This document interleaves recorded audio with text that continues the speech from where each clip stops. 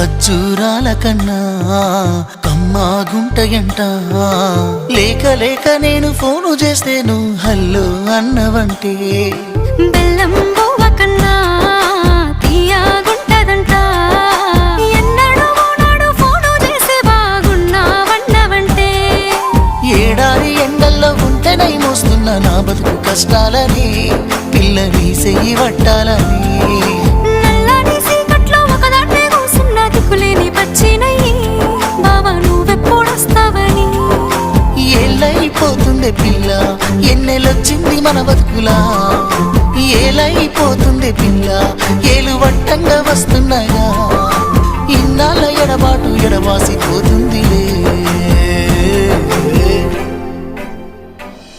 ఈ సీనయ్య గుండున్నదే సినదానా నీ కోసము.